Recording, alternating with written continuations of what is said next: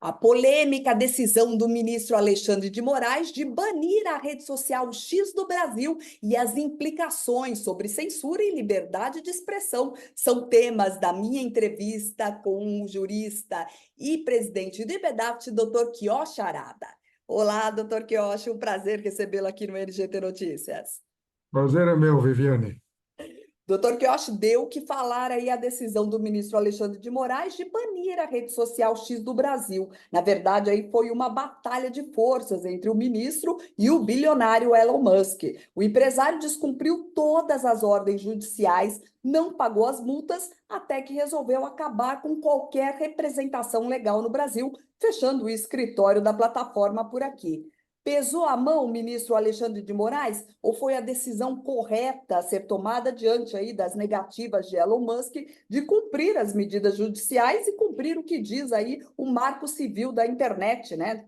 Devem seguir todas as regras da legislação brasileira com risco de suspensão das atividades. Olha, Viviane, esse assunto nunca vai encontrar unanimidade. A maioria dos internautas, dos profissionais que se pronunciaram, é pela condenação do encerramento do X aqui no Brasil, invocando exclusivamente a liberdade de expressão. Eu acho que não pode ser analisado apenas no âmbito da liberdade de expressão, porque à medida que o ministro notificou o Elon Musk para indicar um representante aqui no Brasil, e ele debochou, falou que não ia indicar coisa nenhuma, e se o Alexandre de Moraes cruzasse os braços, ele ia ficar desmoralizado, não só ele, ia ficar desmoralizado o próprio Poder Judiciário brasileiro. Eu acho que as empresas estrangeiras que operam aqui no Brasil, além de ter um representante, ele tem que agir de acordo com as leis do Brasil, entendeu? Então, aí é uma questão de reafirmação da soberania nacional, né? Não pode um estrangeiro fazer o que bem entender aqui no Brasil como se fosse um quintal da casa dele, entendeu? Aqui existem leis, existe uma Constituição, que bem ou mal está sendo aplicado, e tem que seguir a legislação em vigor. De maneira que eu não estou condenando essa atitude do ministro Alexandre de Moraes, porque, neste caso, eu acho que ele agiu dentro das regras.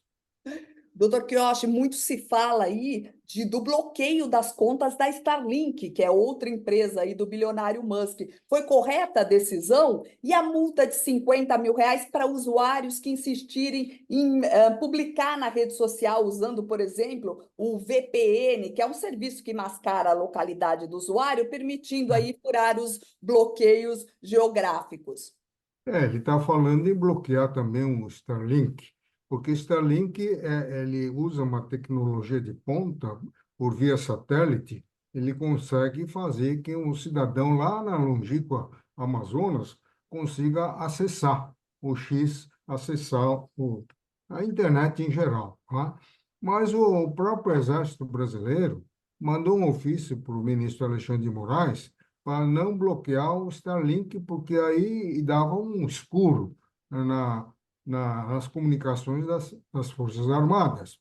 E a Starlink presta serviço também para diversas instituições públicas situadas naquela região distante, em que a internet normal não chega, entendeu? Então, de maneira que parece que isso está equacionado, porque o próprio Elon Musk falou que não ia permitir o acesso a X por intermédio da Starlink. Mas isso daí tem muita água para rolar debaixo da ponte, porque um partido político entrou com a ação de descumprimento de preceito fundamental contra a decisão da Alexandre de Moraes e contra a decisão da primeira turma do Supremo Tribunal Federal que referendou o bloqueio decretado pelo Alexandre. Então, isso caiu na relatoria do ministro Nunes Marques. Até agora ele não se pronunciou, não sabe o que ele vai fazer.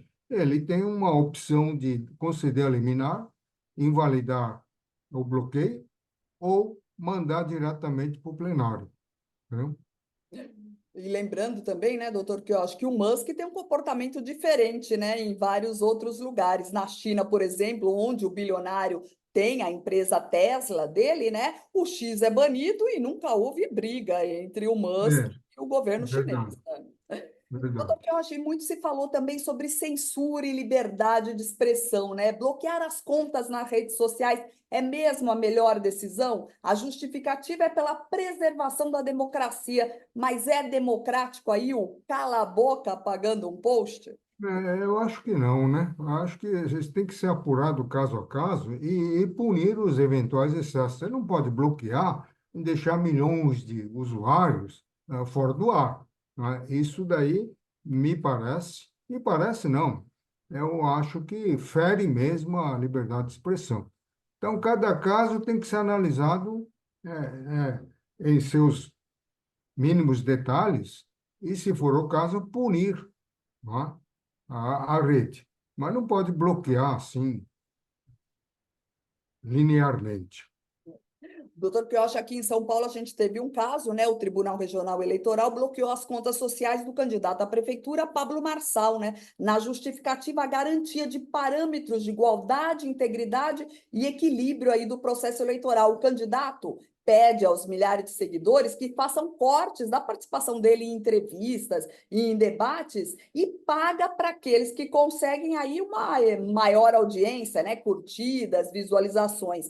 Foi classificado como um abuso de poder econômico. Foi certo aí a decisão de retirar do ar as redes sociais do candidato, doutor Pioche? Eu acho que não. Essas Big Tech, ele sempre influenciou, tomou conta da rede social, do meio de comunicação. Então, quantos são? Cinco, seis? Amazon, Apple, Microsoft. Esses tomaram conta do mercado de comunicação. Então, eles noticiam tudo o que eles querem, às vezes contendo inverdades, e ocultam aquilo que eles não querem, ainda que seja um fato verídico, real.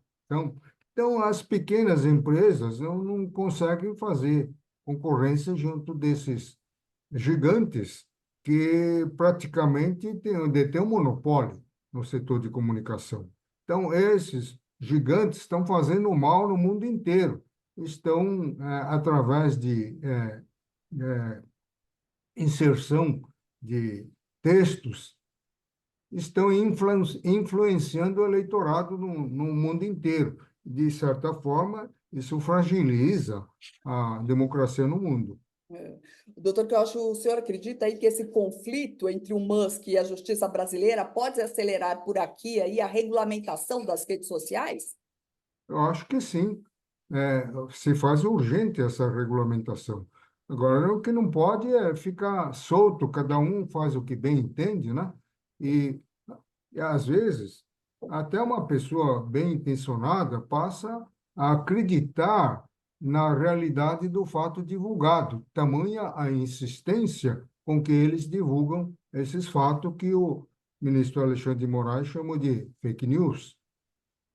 Inclusive, né, o inquérito das fake news que não tem fim, É, né? então, e esse inquérito, a meu ver, é irregular, porque toda investigação tem que ter um tempo certo, né? Você não pode deixar em aberto o inquérito para esperar as coisas acontecerem e ir incorporando novos fatos. Porque se é assim, pode ficar um século, 2 séculos, não vai terminar nunca, porque os fatos são dinâmicos, tá acontecendo a cada minuto, cada hora, cada segundo. Sem dúvida, né? E doutor Quioche pesou ainda mais a decisão do ministro Alexandre de Moraes, porque ele já vinha ali daquele escândalo de que ele colaborava junto com o Tribunal Superior Eleitoral para produzir provas para justamente o inquérito das fake news, né? Então acabou pesando ainda mais a decisão sobre o Elon Musk e banir aí a rede social X do Brasil, né? Nesse episódio foi exagerado, né? Aquilo lá, tecnicamente, chama-se de prova emprestada, né? Se existe uma prova que comprometa, seja lá quem for, Bolsonaro, seus seguidores, nada impede de ele solicitar um relatório daquilo lá e utilizar como prova emprestada. Agora, o que a mídia está falando é que faltou a formalidade da requisição. Só que isso você tem que situar no tempo. Naquela época, quando o fato aconteceu, ele era o presidente do Tribunal Superior Eleitoral. Então, ele vai mandar ofício formal para ele próprio. Não tem sentido. Sem dúvida. Doutor Quiochi, mudando de assunto, vamos falar aí da batalha das emendas parlamentares. Nessa semana, governo e Congresso Nacional devem se reunir novamente e o ministro Alexandre Padilha disse aí que quer dar um fim, enterrar de vez as emendas PIX, né? O Congresso, né, ameaçou aí retaliar a corte pelo freio aí na farra das emendas. O que deve acontecer, doutor Quiochi? As emendas PIX aí devem acabar mesmo, dar maior transparência a elas?